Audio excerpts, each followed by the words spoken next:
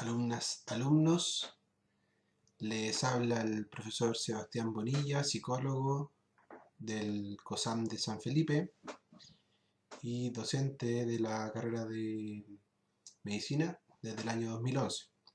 A continuación vamos a revisar la clase que corresponde a psicoterapia. ¿Ya? Lo vamos a revisar desde varios ámbitos, pasando principalmente por los modelos psicoterapéuticos más comunes, y posteriormente nos vamos a focalizar en el modelo de los factores comunes a toda psicoterapia, tomando en consideración los elementos que debe tener presente todo psicoterapeuta, ya sea médico psiquiatra, médico, psicólogo. En la actualidad existen múltiples modelos psicoterapéuticos, ¿ya? Que han derivado de los principales, que son la psicoterapia psicodinámica, conductual, cognitivo-conductual y sistémico y humanista. Pero sin embargo, difieren principalmente, todas ellas difieren en cuanto al foco de tratamiento, en cuanto a los objetivos que se plantean y al método de cómo se van a alcanzar estos mismos. Es importante destacar de que la psicoterapia como práctica es desarrollada principalmente por profesionales que han sido formados en aquel ámbito, principalmente médicos psiquiatras, psicólogos clínicos, y se diferencia principalmente de cualquier otro tipo de relación de ayuda en que el profesional que desarrolla la psicoterapia tiene una formación respecto de herramientas que permiten facilitar cambios al consultante, al paciente, y a su vez, en la mayoría de las ocasiones, la persona del psicoterapeuta ha realizado un propio trabajo de la persona del terapeuta, identificando principalmente cuáles son aspectos determinantes que puedan interferir a nivel personal en el propio desarrollo de la psicoterapia, ya sea con un paciente en un contexto individual, como puede ser también con un grupo de pacientes o de usuarios en un contexto de psicoterapia grupal. Definir la psicoterapia es bien complejo porque, como señalaba anteriormente, existen varios modelos y cada modelo pone un acento en un aspecto en particular. Sin embargo, Feixas y Miró en el año 93 definen a la psicoterapia como un tratamiento ejercido por un profesional autorizado que utiliza medios psicológicos para ayudar a resolver problemas humanos en el contexto de una relación profesional. Es decir, es un profesional que ha sido capacitado para desempeñarse y para desenvolver el rol de psicoterapeuta y a su vez también cuenta con las herramientas para poder desarrollar esta psicoterapia en un contexto profesional. Lo que es importante diferenciarlo como puede ser toda otra relación de ayuda, por ejemplo, de orientación espiritual, o bien la ayuda que podría solicitar o que podría ser solicitada a una amistad o podría ser otorgada por una amistad.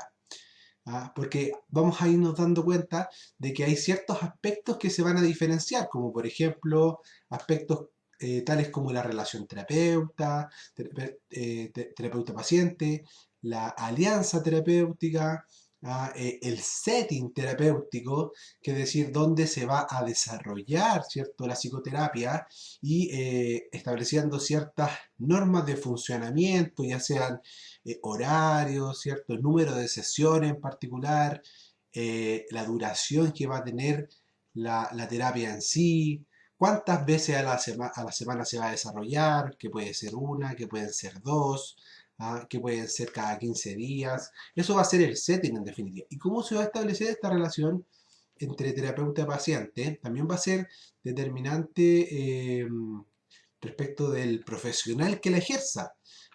Sin duda que van a haber psicoterapeutas que tienden a ser más cercanos, versus otros que mantienen límites más claros, ¿cierto? Y más distantes con el paciente.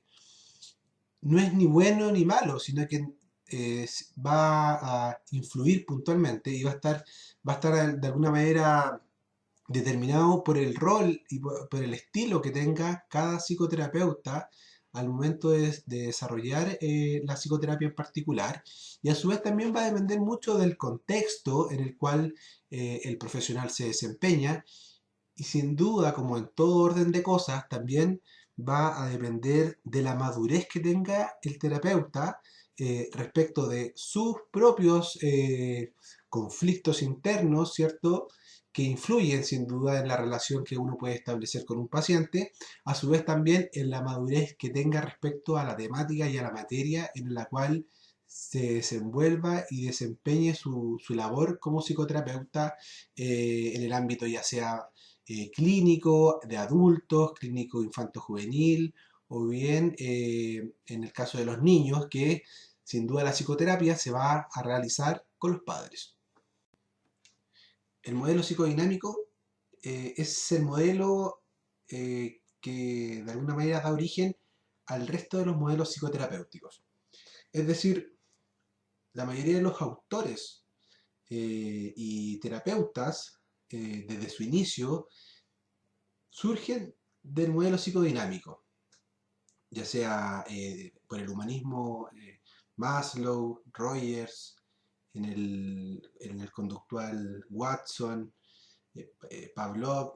Son autores que de alguna manera tuvieron una relación con el modelo psicodinámico desde el punto de vista comprensivo, ¿ah? Del ser, del sujeto, de las problemáticas que aquejaban en definitiva a los sujetos y los llevaban a solicitar ayuda de psicoterapia.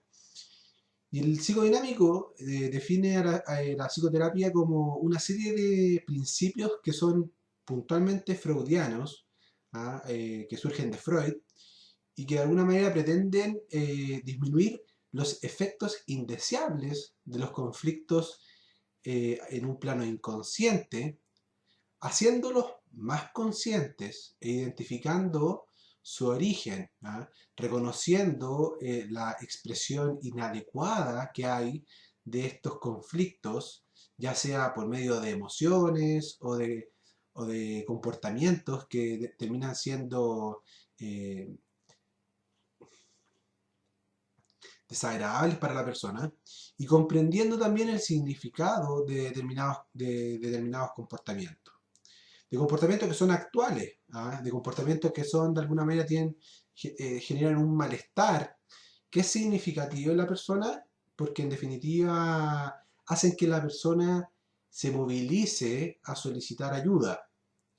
Ahora, es importante destacar que los conflictos desde el modelo psicodinámico están en un carácter inconsciente, en un plano inconsciente. Por lo tanto, el rol que va a desempeñar el psicoterapeuta va a ser, junto con el paciente, identificar aquellos problemas que están en un plano inconsciente y llevarlos a un plano consciente, y desde ahí poder generar determinados cambios que permitan, en definitiva, que el sujeto cambie también su comportamiento en particular.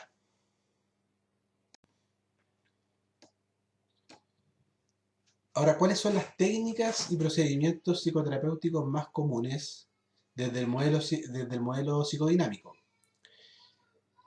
En el modelo psicodinámico nos vamos a encontrar que la mayoría de los autores que de alguna manera tienen gran influencia en la psicoterapia, han surgido desde el modelo psicodinámico. Por lo tanto, las técnicas que se van a desarrollar de alguna manera en todas las psicoterapias tienen su origen en estas técnicas que fueron desarrolladas en primera instancia por el modelo psicodinámico, donde encontramos en primer lugar la asociación libre, y consiste principalmente en la verbalización espontánea de lo primero que se le viene a la cabeza al paciente y que es lo que éste considera importante. Pongámoslo en un contexto terapéutico. Se le solicita al paciente que empiece a indicar todos los conceptos que se le venga a la cabeza, ¿ah? Sin pensar mucho en lo que va a decir. ¿Qué es lo que va a ocurrir en un principio? El paciente va a estar pendiente de dar conceptos o palabras que en definitiva no den cuenta, ¿cierto?, de cierta debilidad o de ciertos temas que puedan de alguna manera ser evaluados por el terapeuta. ¿Ah? Por ejemplo, no sé, conceptos de carácter, se me ocurre, de carácter sexual, ¿cierto? O de aspectos que sean más íntimos. ¿Qué es lo que va a ocurrir a medida que vaya avanzando la sesión y la técnica en sí? El paciente va a empezar a dar palabras que tienen que ver con aquella situación o aquel problema que le está generando algún malestar psicológico y que de alguna manera determinó el solicitar apoyo psicoterapéutico. La transferencia hace referencia a atribuir al psicoterapeuta de manera inconsciente sensaciones y actitudes que originalmente fueron asociados en la infancia a alguna figura importante, que particularmente van a ser los padres u otra figura de cuidado. ¿Qué es lo que va a ocurrir en definitiva?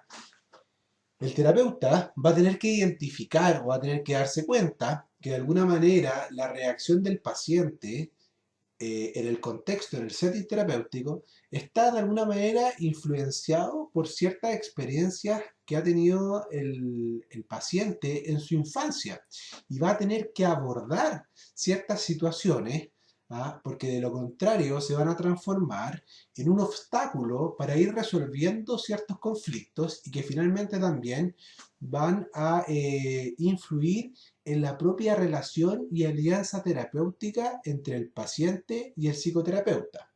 Por lo tanto, es una técnica que es muy habitual y muy utilizada porque en definitiva permite de alguna manera favorecer una buena alianza terapéutica y un buen desarrollo de la terapia. Por otra parte, tenemos la contratransferencia, que es la reacción emocional que puede ser consciente o inconsciente del psicoterapeuta hacia el paciente y que puede interferir con el tratamiento psicoterapéutico. Nos ocurre muchas veces con pacientes que suelen ser desgastantes, demandantes, un poco exigentes en la relación terapéutica, que finalmente empiezan a generar en el terapeuta una sensación de disgusto, una sensación de cansancio al tener que atenderlos y que finalmente influye muchas veces también en la efectividad y en el desarrollo de la terapia. Por lo tanto, va a ser tremendamente importante ir chequeando por parte del psicoterapeuta, ya sea solo o en conjunto con un colega o en una misma instancia de formación, ir identificando qué aspectos, por ejemplo, de determinados pacientes son los que muchas veces terminan disgustando o irritando al terapeuta. Identificando estos aspectos, sin duda que la relación terapéutica también va a ser distinta y la evolución de la terapia también va a ser distinta. ¿Ah? Por lo tanto, nos podemos dar cuenta de que la cura desde el punto de vista del psicoanálisis consiste principalmente en una reacción lúcida que se produce cuando se consigue que el paciente logre verbalizar un conflicto inconsciente y que ha sido reprimido. ¿Y cómo lo hace? Lo hace a través de la catarsis, es decir, a través de esta manifestación, esta expresión, ¿cierto? De aquello que ha estado en un plano más bien inconsciente y que ha generado un grado de malestar. Lo pone en un contexto, en la relación terapéutica y que en definitiva termina siendo posible abordarlo y resolverlo. Desde ahí el psicoanálisis ve la cura, ve la resolución en definitiva del conflicto que muchas veces, como lo planteaba en diapositivas anteriores, está relacionado principalmente con la calidad y la forma en cómo se dieron las relaciones más bien primarias del paciente, ya sea con su padre, con su madre, y muchas veces también va a estar influido por los propios recursos que tiene el paciente. Recursos en términos de recursos comprensivos, analíticos, de lo que le ocurre, de la capacidad de darse cuenta de la situación en la que se encuentra, de los propios recursos en términos, por ejemplo, de mecanismos de defensa. Hay mecanismos de defensa que son, desde el punto de vista del psicoanálisis, más elaborados que otros. Por ejemplo, la negación, ¿cierto?, frente a un conflicto, el no darse cuenta, la racionalización, por ejemplo, de una misma situación, que de alguna manera limita, ¿cierto?, el contacto por parte de la persona, de identificar cuáles son las emociones, las sensaciones que están a la base de un determinado conflicto. Por lo tanto, el psicoanálisis, en definitiva, su foco va a estar dado en generar cierta conciencia por parte del paciente respecto de aquellos conflictos que están en un carácter más bien inconscientes. Y desde ahí poder generar un cambio. Otro modelo importante también dentro de la psicoterapia es el enfoque conductual. Este enfoque parte de la idea que lo que hay que cambiar es el comportamiento. Y para ello principalmente se basa en la psicología del aprendizaje de Bandura, ¿ah? El aprendizaje asociado al condicionamiento clásico, condicionamiento operante, y que de alguna manera pone su foco en aquellos comportamientos o aquellas situaciones que son observables, medibles. ¿Ah? Por ejemplo, yo puedo medir la frecuencia, ¿cierto? O la intensidad con la cual se dan determinados comportamientos. Puedo medir la frecuencia en términos de cuántas veces ocurre dentro del transcurso de un día. ¿Ah? Y eso me permite de alguna manera, ¿cierto?, poder llevar un registro y en definitiva poder tener un parámetro para determinar cuál es el objetivo, ¿cierto?, o la meta a la cual yo debo llegar en definitiva para hablar de que el conflicto se resolvió. ¿Ah? Desde este enfoque interesa solo lo que se puede observar, entendiendo que las cogniciones y las emociones se expresan también a través del comportamiento. Por ejemplo, el miedo, ¿cierto? Tiene una expresión a través del comportamiento, y también pueden ser, por lo tanto, objeto del tratamiento. ¿Ah? Objetos de tratamiento y objetos de alguna manera de un proceso. Por lo tanto, el modelo conductual sostiene que la enfermedad mental, los problemas psicológicos y el tratamiento psicoterapéutico derivan de aprendizajes que han sido erróneos y que está destinado a corregirlos, sustituyéndolos por otros más adecuados o más adaptativos. Que en definitiva, sustituyéndolo por otros comportamientos que no generen un malestar en la persona. ¿Ah? Dentro de las técnicas y procedimientos psicoterapéuticos encontramos la desensibilización sistemática, que consiste en asociar la relajación muscular con estímulos ansiógenos a fin de inhibir la ansiedad que generan determinadas situaciones o determinados objetos y que de alguna manera se manifiestan en la persona. En el contexto de psicoterapia, esta técnica es muy utilizada, sobre todo en cuadros clínicos como por ejemplo fobias, en cuadros clínicos de ansiedad generalizada, ansiedad aguda, específica, y que a su vez también la característica que tiene, que es muy simple de aplicación y a su vez también es muy simple por parte del aprendizaje de la persona. Es muy fácil para la persona aprenderla.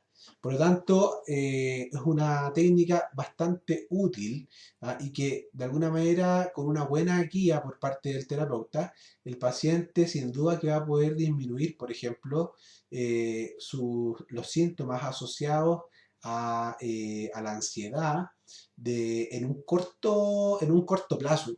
¿Ah? Y que a su vez también va a ser posible que la realice fuera del contexto terapéutico. ¿Ah? Porque consiste en ir asociando determinadas respiraciones y contracciones musculares que son voluntarias, ¿cierto?, por parte del sujeto, y que de cada una de las extremidades, ¿ah? E ir también, de alguna manera, asociándolo, ¿cierto?, con ciertas reacciones que en otro momento, en otro contexto, han sido de alguna manera vivenciadas por la persona a propósito de la exposición a un determinado, a un determinado hecho o a un determinado objeto, como puede ser, por ejemplo, la fobia, por ejemplo, a las aves. ¿Ah? A través de la desensibilización sistemática, ¿cierto? Se pueden ir disminuyendo de manera progresiva este temor irracional, desmesurado, respecto, por ejemplo, de un objeto, de un estímulo que está asociado, por ejemplo, a las aves. Ahora, cuando estamos frente, por ejemplo, a una fobia, cuando la persona no solamente expresa que el temor está asociado, por ejemplo, a las aves, sino que también está asociado muchas veces a todo aquello, ¿cierto?, que es representativo de las aves, por ejemplo, las plumas. ¿Ah? Por lo tanto, la persona se va a limitar, ¿cierto?, a salir de su hogar, por ejemplo, por el temor de que cuando esté en la calle, ¿cierto?, se pueda encontrar con un ave.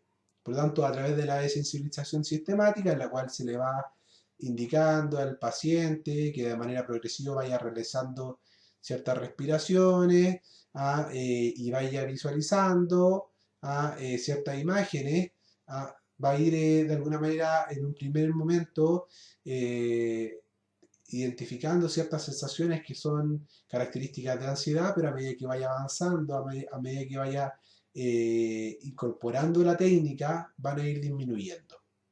Y por otra parte está la implosión, que es un procedimiento que está orientado a extinguir la ansiedad por medio de la exposición a ciertas situaciones o estímulos que son temidos, o a otros sustitutivos en su máxima expresión o hasta la saciedad. Es decir, aquí, por ejemplo, volvamos al caso de la persona que tiene temor a las aves. ¿Ah? Aquí yo de primera instancia, ¿cierto? Le presento el ave, el objeto que es característico representativo de este temor, que es irracional, ¿cierto? Y de alguna manera le permito al sujeto irse dando cuenta de que no hay ningún temor asociado a esa situación, ¿ya?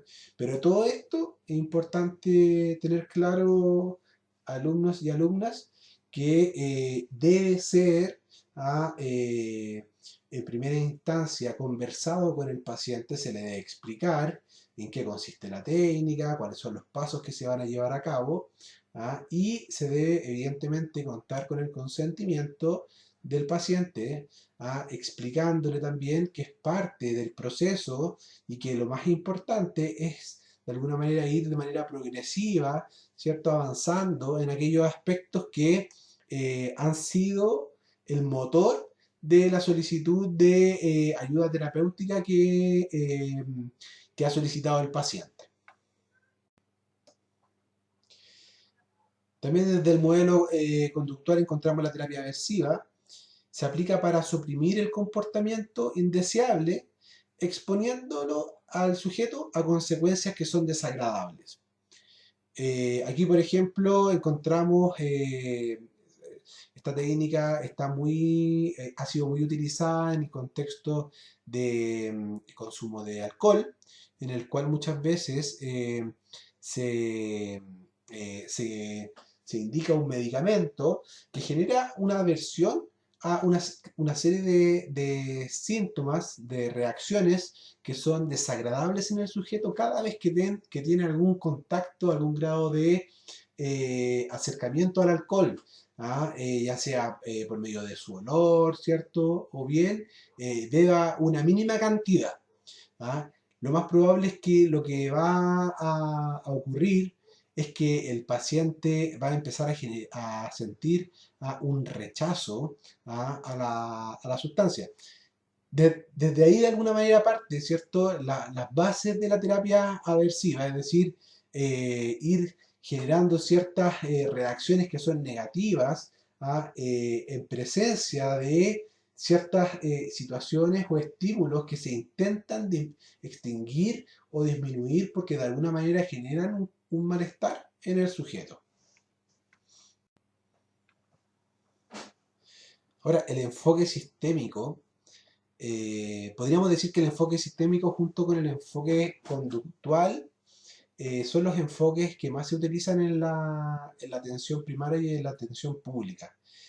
Uno, el conductual, por la efectividad que ha demostrado tener respecto de la resolución de los conflictos, por la sistematización que existe respecto de los mecanismos para poder alcanzar los resultados.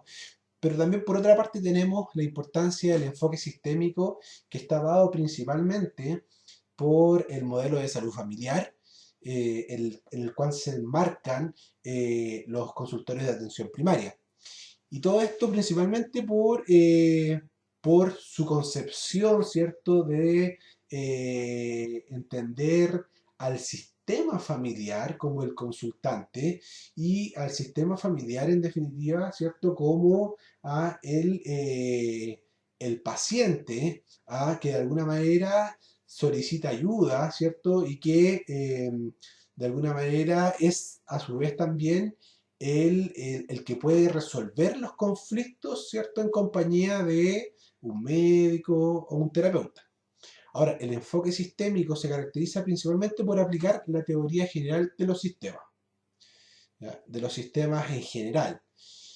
Y entiende que los problemas de salud mental son el resultado de la perturbación de un sistema y por lo tanto las estrategias terapéuticas se aplican y diseñan con el fin de restablecer el equilibrio del sistema. Entendamos que esta perturbación que se genera en el sistema produce un desequilibrio en todo el sistema.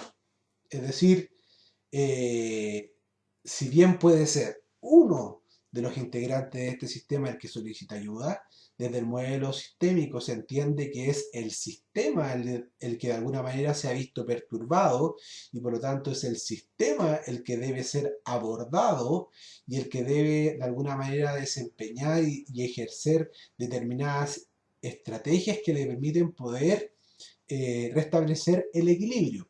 Ahora, el equilibrio, conceptualicémoslo también como la forma que tiene el sistema de poder avanzar, de poder de alguna manera seguir evolucionando como sistema, funcionando en términos de los roles que existen en este sistema de padre, de madre, de esposo, de hijo, de hija, y cómo también se interrelacionan entre sí estos subsistemas que componen este sistema. Subsistema filial, subsistema parental, que sin duda de alguna manera va a estar caracterizado por formas de interactuar, ¿ah? Que va a estar determinado muchas veces por determinados mitos que pueden haber al interior de la familia, secretos familiares que de alguna manera influyen en las relaciones, a límites que pueden ser más bien difusos, pueden ser límites rígidos, a una serie de elementos que van a ser importantes y determinantes a la hora de comprender cómo es que funciona este sistema y comprender qué es lo que ha ocurrido en este sistema, que ha perdido de alguna manera esta manera de funcionar que podríamos denominar de equilibrio. Y la teoría de la comunicación humana identifica comportamientos con comunicación plantea que toda conducta tiene un valor de mensaje y que todo mensaje es un comportamiento susceptible de ser modificado. Por ahí Václavic, uno de los principales exponentes del modelo sistémico, plantea de que es imposible no comunicar, de no comunicar. Que de alguna manera todo es comunicación. No refiriéndose exclusivamente al mensaje hablado, sino que también las mismas actitudes comportamentales también son una forma de comunicar.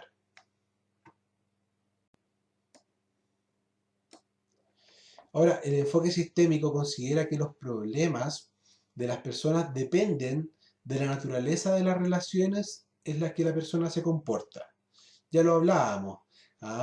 Para poder comprender, ¿cierto?, la situación en la cual se encuentra la persona, también debemos comprender cómo es el sistema del cual proviene. Todo esto enmarcado desde el modelo sistémico. Vamos a tener que identificar cómo se relacionan entre los integrantes de esta familia, o incluso también cuál es la característica que tiene este sistema en términos de cuál es el sistema del cual proviene. ¿Ah? Cuál es de alguna manera la familia que nosotros denominamos la familia en términos amplios, ¿cierto?, de origen, de cada uno de los integrantes, por ejemplo, del padre, de la madre, y que sin duda van a generar, eh, van a generar una forma en particular de cómo este sistema se va a desenvolver, inevitablemente. De alguna manera constituye como la carga que cada uno de los integrantes trae de su propia familia de origen, y que va a determinar las formas en cómo se van a resolver los problemas, de cómo se van a afrontar las dificultades, por ejemplo, etcétera. Ahora, la familia es el grupo humano en el que habitualmente ocurren las relaciones más intensas. ¿Ya? La familia es por definición una terapia sistémica. Por definición, una terapia sistémica.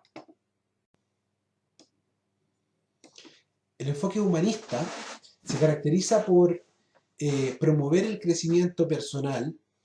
Todas las escuelas que se agrupan bajo este epígrafe sostienen una concepción de existencia ideal, hacia la que todas las personas deben tender. Aquí el foco de este modelo está puesto particularmente en el sujeto. En el sujeto visto como un sujeto, como una persona que se encuentra constantemente en desarrollo, una persona que tiene recursos, y que está en una constante búsqueda de desarrollo personal. No habla o no incorpora conceptos de patología, sino que principalmente tiene el foco puesto en el desarrollo de las capacidades. Comprende y entiende que todos los sujetos tienen capacidades y que de alguna manera el hecho de un funcionamiento inadecuado responde principalmente a que no ha desarrollado en totalidad sus capacidades y que por lo tanto el foco de la psicoterapia va a estar puesto en el identificar, que la persona reconozca cuáles son sus recursos y que los ponga en marcha. Ahí en la diapositiva podemos ver a dos grandes autores del modelo humanista, que por una parte está el caballero de anteojos, es Carl Rogers, autor de un libro muy interesante que les recomiendo, que se llama El arte de convertirse en persona. Y a su lado se encuentra Abraham Maslow, autor de libros humanistas, y que de alguna manera tiene como gran propuesta, ¿cierto?, esta conceptualización que existe de las necesidades de los individuos en términos concretos, no sé si ustedes la han visto, a través de una pirámide, que es la pirámide de Maslow. En la cual en su base, ¿cierto?, están las necesidades biológicas, ¿ah? De alimentación, ¿cierto? ¿Ah? De contar con ciertas necesidades que son básicas, de alimentación, abrigo, ¿ah? Y en su cúspide, ¿ah? Se encuentran aquellas necesidades que tienen que ver principalmente con la autorrealización y que es hacia donde todos los sujetos de alguna manera apuntan a llegar. Y desde ahí es donde se enmarca el enfoque humanista.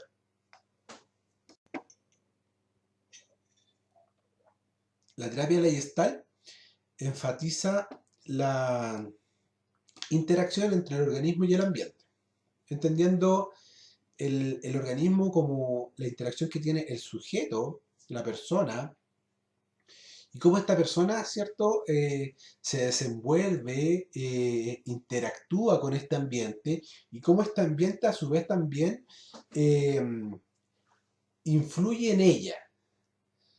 Ahora, se propone como meta fundamental el desarrollo también personal, pero incorpora, a diferencia del modelo humanista, o más que a diferencia, en complemento, incorpora esta visión del contexto en el cual se encuentra la persona.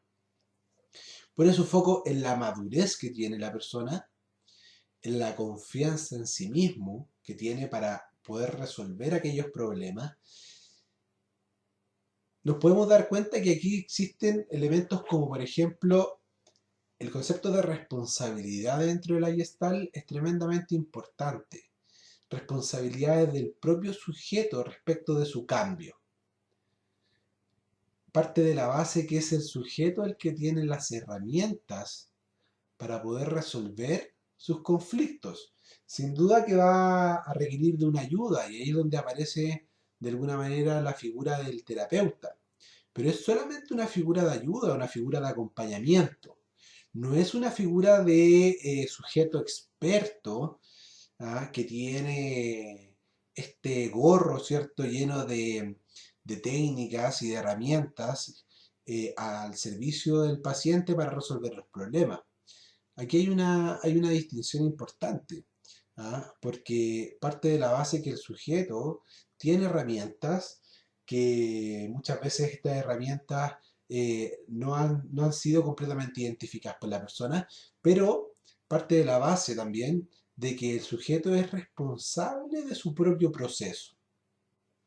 En la diapositiva aparece uno de los principales autores de la Gestalt, Fritz Perls, que tiene también varios libros, y que incorporó dentro de este modelo varias técnicas eh, que permitieron de alguna manera poder resolver ciertos conflictos de carácter emocional a través de técnicas como la silla vacía, el continuum de conciencia, que son técnicas que de alguna manera tienen un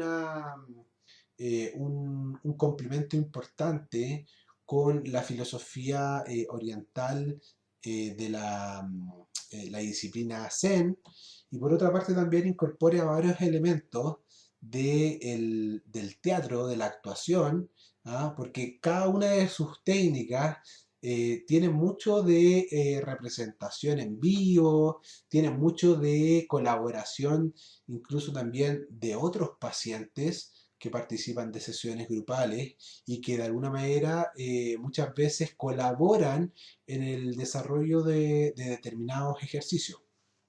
Muy interesante.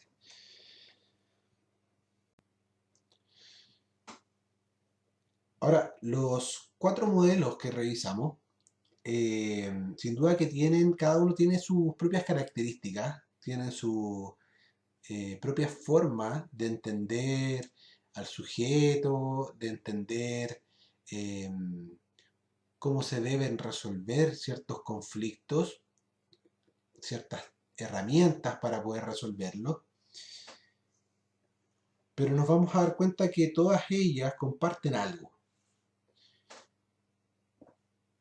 Comparten en definitiva, hay ciertos factores que van a estar presentes en todos los modelos psicoterapéuticos y que de alguna manera van a ser factores que nos van a permitir independiente desde el modelo en el que nosotros nos paremos para comprender lo que le está ocurriendo a la persona, eh, van a ser factores que nos van a permitir poder ayudar, ¿cierto?, a la persona y de alguna manera favorecer una buena relación terapéutica que nos permita que el sujeto vaya avanzando en su proceso.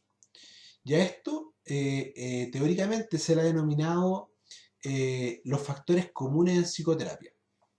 Ahí en la diapositiva aparece una imagen que es de alguna manera el resumen de eh, ciertos elementos que influyen en la psicoterapia en sí. Por una parte tenemos el cambio extraterapéutico, ¿cierto? Que hace alusión principalmente a que los cambios en psicoterapia muchas veces no se dan por la psicoterapia propiamente tal, sino que se dan por otros acontecimientos que ocurren en la vida de la persona, y que finalmente termina resolviéndose el problema. ¿Ah? Pero no se resuelven puntualmente por la psicoterapia, sino que se resuelven muchas veces por cuestiones ajenas a la psicoterapia y que son y que no es posible para el terapeuta poderlos manejar. A su vez plantea de que hay un 30%, perdón, un 15% de, de aspectos o de elementos, ¿cierto?, que están dados por las técnicas, ¿ya? Por las técnicas que aplica el psicoterapeuta dentro de la sesión. Hay un 15% que también tiene que ver con el efecto placebo dentro de la psicoterapia, es decir, la efectividad de la psicoterapia muchas veces va a estar dado por aspectos que son, por una parte, de efecto placebo y por otra parte también características propias del paciente, que tienen que ver con sus recursos personales, etcétera. Y finalmente tenemos un 30% que tiene que ver con aquellos factores que son factores comunes a todas las psicoterapias y que tienen que ver puntualmente con la relación terapéutica. ¿Ya? ¿Y qué va a ser la relación terapéutica? Va a ser independiente del modelo desde el cual nosotros nos paremos, porque tiene que ver con cómo este terapeuta, en definitiva, o el médico, o el psiquiatra, o el psicólogo, eh, se relaciona con el paciente o se relaciona con la familia o se relaciona con el grupo de psicoterapia. Diversos autores han resaltado la existencia de elementos o factores terapéuticos compartidos por toda la psicoterapia, los cuales serían los responsables del cambio terapéutico por sobre los factores técnicos. Es decir, serían los responsables por sobre el manejo de determinadas técnicas, por ejemplo, o bien incluso respecto de determinadas formas de llevar la sesión terapéutica, sino que aquí la responsabilidad o aquí se le otorga, ¿cierto?, una gran importancia a a la alianza terapéutica, en definitiva. Ahora, en la década de los 80 resurge el interés por los factores comunes y especialmente por la alianza terapéutica a la luz de los primeros hallazgos en la investigación de psicoterapia.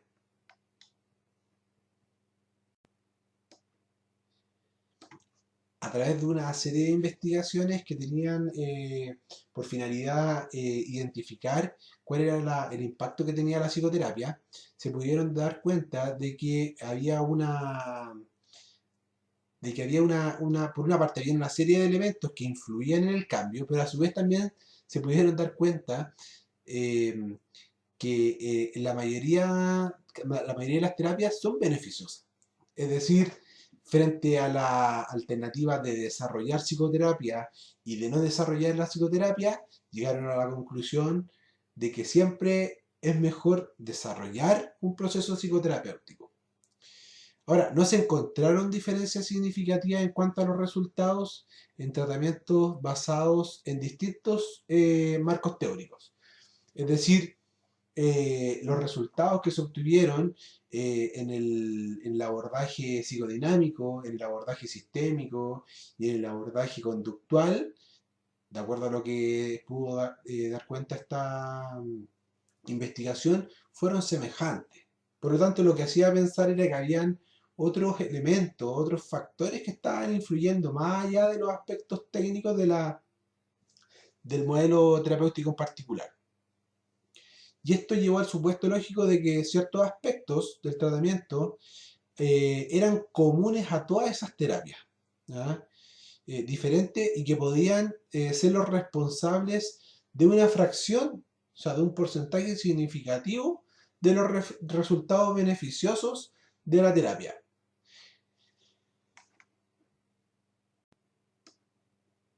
¿Cuáles fueron entonces estos factores que eran los responsables de este porcentaje importante de cambio terapéutico?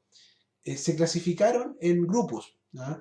Y por una parte, en primer lugar, estaban los factores extraterapéuticos o del cliente, ¿ya? Yo lo comentaba en un principio, ¿cierto? Aquellos factores que no están dados por la terapia en particular, que están dados por situaciones, ¿cierto? O relaciones incluso que tiene el cliente o el paciente fuera del contexto terapéutico, ¿ya? Y a ese grupo se le otorgaba un 40%, en definitiva. Es decir, el 40% del cambio en psicoterapia, de alguna manera está dado, ¿cierto?, por factores que son extraterapéuticos. Un 30% está relacionado con factores de la relación. Ahora, es importante destacar de que si bien existe una diferencia entre el primer grupo, que es el 40%, y el 30%, el 40% es una variable que el terapeuta no puede manejar, porque son factores externos a la psicoterapia. A diferencia de los factores que tienen que ver principalmente con la relación terapéutica, que están representados por un 30% en el cual el terapeuta sí puede hacer mucho, sí puede influir. Y es ahí donde radica la importancia de tener claro, en definitiva, ciertos factores que están dados por la relación terapéutica y que son de alguna manera predictores de resultados positivos en los procesos terapéuticos. Con un 15% están las expectativas que tiene el paciente respecto de si puede ser ayudado o no por el psicoterapeuta, el efecto placebo también, y también con un 15% ciertos factores del modelo y de la técnica.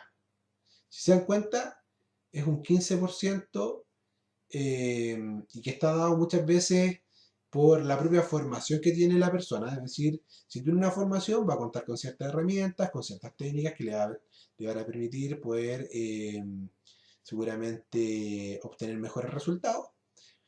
Pero, pero si a esto le sumamos los conocimientos, ¿cierto? Y la importancia otorgada a los factores asociados a la relación terapéutica, tenemos ya un 45% de posibilidades, ¿cierto?, de que el resultado en la psicoterapia sea efectivo. Ahora, ¿cuáles van a ser las variables de la relación o de la alianza terapéutica? Eso lo vamos a ver a continuación. Bordini y Ludowski son autores que más han influido en la conceptualización del concepto de alianza terapéutica. Y lo definen como el encaje, ¿ah? Y colaboración que se va desarrollando entre el cliente, el paciente y el terapeuta. Identificó tres componentes que la configuran. Por una parte está el acuerdo en las tareas, es decir, cómo se va a llevar a cabo, ¿cierto?, el desarrollo de las sesiones, cuáles son las metas que se van a proponer y los métodos que se van a ir ejecutando. El vínculo, que va a ser un vínculo positivo, ¿cierto? Y el acuerdo de los objetivos, es decir, qué es lo que queremos lograr, qué es lo que es importante para el paciente ir trabajando. Ahora, esta alianza de encaje y colaboración, sin duda que se va dando en la medida en que va avanzando la relación terapéutica y que se va dando en un contexto de confianza, en un contexto por parte, una conceptualización por parte del paciente donde identifica que el terapeuta lo quiere ayudar, que está disponible para comprender lo que le está pasando, y le va haciendo de alguna manera ciertas propuestas respecto de la manera en cómo se puede ir resolviendo aquel motivo de consulta que lo llevó a solicitar ayuda. En términos teóricos, se describen dos tipos de alianzas y que están dados principalmente por la etapa del proceso en el que se encuentra el consultante. Se identifica la alianza tipo 1 que se caracteriza por la sensación que experimenta el consultante acerca del apoyo y la ayuda que entrega el terapeuta, como por ejemplo una postura, ¿cierto?, contenedora, y se da muchas veces esta al inicio de la terapia, ¿ya? Y está dado por las primeras 2 o 3 sesiones. Eh, y, y va a estar representado principalmente con cómo se siente el paciente en el contexto terapéutico. Y la segunda va a ser la alianza tipo 2 que consiste en la percepción de trabajo mancomunado en dirección a la resolución de las dificultades y molestias del paciente. Se da en etapas posteriores de la terapia, es decir, ya habiendo transcurrido al menos 3 sesiones, y en la cual el paciente de alguna manera comprende que eh, su compromiso dentro del proceso terapéutico es importante y que la figura del psicoterapeuta es más una figura de acompañamiento, una figura de guía y no una figura de experto respecto de quién tiene que decirle qué y cómo hacer al paciente. Desde ahí se empieza a construir una alianza terapéutica y un trabajo mancomunado en el propio contexto de terapia. Ahora, ambos tipos de alianza terapéutica tienen en común el vínculo y el acuerdo a las tareas objetivos entre consultantes y terapeutas, siendo estas complementarias. Ahora, Corbella y Botella consideran que la alianza terapéutica es una construcción conjunta que se da entre el paciente y el terapeuta, de modo que las expectativas, las opiniones, las construcciones que ambos van desarrollando respecto al trabajo que están realizando, la relación establecida y la visión del otro resultan relevantes para el establecimiento de la alianza terapéutica, así como la alianza también modula la propia relación, ¿no?, que se va a dar entre el paciente y el terapeuta. Para desarrollar una buena relación terapéutica, lo primero que tenemos que tener presente es generar un vínculo entre el terapeuta y el consultante. Eso va a ser esencial para el desarrollo de la terapia. El establecimiento de un vínculo, el reconocimiento por parte del paciente que este terapeuta, este profesional, tiene intenciones efectivamente de querer ayudarme, tiene intenciones de que yo resuelva aquello que me movilizó para pedir ayuda. Y esto muchas veces también, al principio sobre todo, va a ser un poco complejo porque nos vamos a encontrar con pacientes que no concurren voluntariamente, sino que concurren dentro de un contexto más bien obligado, porque algún familiar condicionó el hecho de que tuvieran que asistir, o porque la mamá los obligó, y por lo tanto va a ser importante que para que la alianza y para que el vínculo terapéutico se vaya desarrollando, va a ser importante poder conversar con la persona respecto de lo importante que es que, pese a que venga obligado para el desarrollo de la terapia, es fundamental contar, ¿cierto?, con el compromiso por parte del paciente, y por otra parte también que entienda, que comprenda de que el terapeuta, el psicólogo, el médico, el psiquiatra lo quiere ayudar. Ahora el terapeuta es quien debe también acomodarse a la visión de mundo del paciente, es decir, a la forma en cómo el paciente está entendiendo lo que le pasa, cuál es la explicación que se da respecto de lo que está sintiendo, respecto de lo que está ocurriendo. Y bajo ese supuesto el paciente va a responder de manera favorable y va a cooperar de mejor medida si el terapeuta está comunicándose desde la propia visión de mundo de él. ¿Ah? Es decir, de alguna manera entendiendo y acercándose a la propia forma que tiene el sujeto de explicar lo que le está pasando.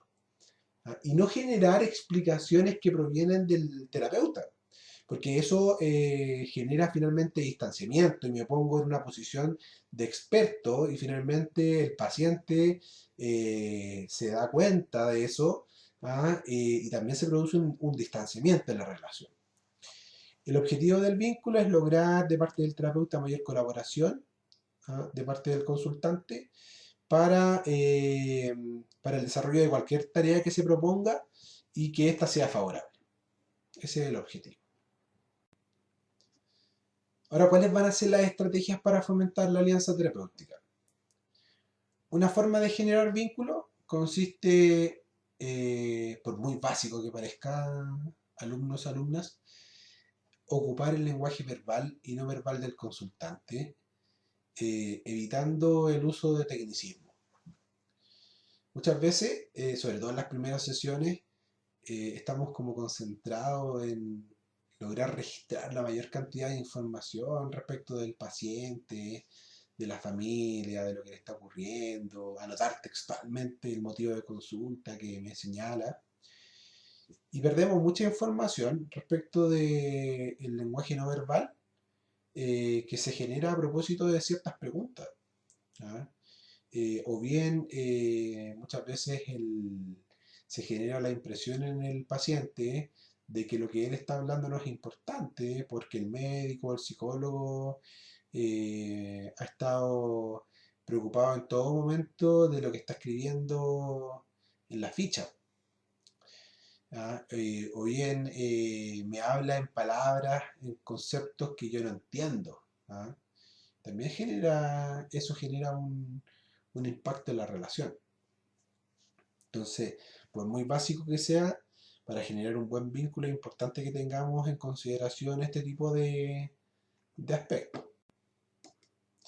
No hay duda que el paciente va a estar dispuesto a colaborar si se siente aceptado y comprendido por el terapeuta. Muchas veces nos ocurre que cuando le preguntamos por qué viene, por qué consulta, al paciente le cuesta un poco poder verbalizarlo, ¿ya? Porque muchas veces son sensaciones o situaciones que han sido desconocidas. Muchas veces nos toca trabajar con personas que tienen algún grado de limitación educacional o algún grado de limitación intelectual y que les es un poco más desconocido el mundo de las emociones o poder verbalizar sus problemas. Por lo tanto, va a ser importante que nosotros pongamos toda nuestra atención en poder lograr comprender qué es lo que le está pasando y de alguna manera también transmitir cuál es nuestra posibilidad respecto de la ayuda que le podemos otorgar. Focalizando también la importancia que hay en todo el proceso de su propio compromiso con el desarrollo del tratamiento, o con el desarrollo de las tareas que se proponen. Así Pacheco en 1999 señala que si consideramos la psicoterapia como un proceso interaccional, donde terapeuta y consultante se influencian mutuamente, el terapeuta necesitará realizar algunas estrategias para conseguir que el consultante pueda confiar en él. ¿Ya? Y desde ahí es donde ciertas estrategias, ¿cierto? Nuevamente, por muy simple que sean, pueden ser poner atención a lo que me está diciendo, tener contacto visual, utilizar ciertas palabras que el propio usuario paciente ha referido dentro de la sesión. De alguna manera también podría ser el comprender aspectos relacionados con su rutina, con sus intereses, con sus gustos. Son elementos que le van a permitir al terapeuta poder conseguir una mayor cercanía con el consultante. Ya lo anticipábamos en la diapositiva anterior. Una forma de aplicar esto va a ser el considerar los verbos, adverbios y adjetivos que utiliza el consultante para devolver el mensaje usando los mismos predicados verbales que él ha utilizado. Se puede copiar también el discurso del consultante y también conducir la comunicación y reencuadrar la misma para fines terapéuticos. Es decir, muchas veces podemos ocupar como estrategia aclarar, ¿ah? Y devolverle al paciente aquello que él me ha explicado en una primera instancia. Como por ejemplo, entiendo que cada vez, por ejemplo, que usted eh, siente que lo pueden despedir de su trabajo, por todo lo que está ocurriendo, empieza a tener una sensación de opresión en el pecho, se le acelera el ritmo cardíaco, y le dan ganas de ir y consumir droga, por ejemplo. ¿Es así? Y ahí estoy de alguna manera devolviendo y generando como la instancia para que la persona pueda profundizar en aquello que me ha referido. La estrategia fundamental para establecer un adecuado vínculo será observar, siempre mirar, y aprender a hablar el lenguaje del consultante, aceptando lo que éste nos trae, ajustando nuestro lenguaje y acciones a su estilo comunicativo. De repente nos tocan pacientes que son más bien tímidos, que les cuesta un poco hablar, y les toca un terapeuta que lo único que hace es hacerle preguntas y no respeta, por ejemplo, eh, aspectos tan importantes como el silencio. ¿Ya? Muchas veces el silencio es representativo no de una negativa para querer hablar de lo que le está pasando, sino que muchas veces el silencio tiene que ver con una determinada latencia para dar una respuesta, el ordenar, sobre todo cuando a nosotros nos preguntan ¿y cómo se siente o cómo se ha sentido en el último tiempo? Es una pregunta que no es fácil, porque en definitiva uno tiene que ahí hacer un ejercicio comprensivo, ¿cierto? De efectivamente cómo me he sentido. ¿Ah? Y una vez hecho ese ejercicio poder verbalizarlo. Por lo tanto, a algunos les va a ser un poco más fácil que a otros.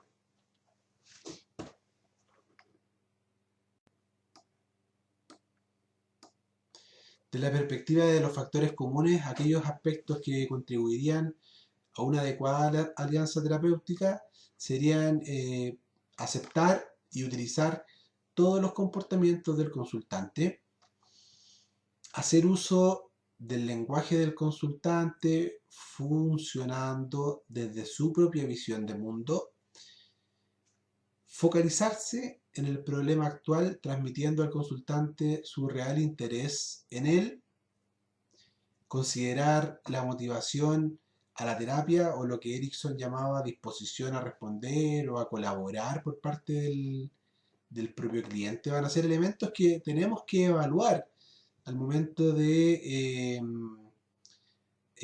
chequear cómo se está dando esta alianza terapéutica. Y por lo tanto, para fortalecer la alianza terapéutica, debemos ajustar la relación terapéutica evaluando 4 variables. Las preferencias del paciente, primero, es decir, qué espera que pase el consultante en la sesión.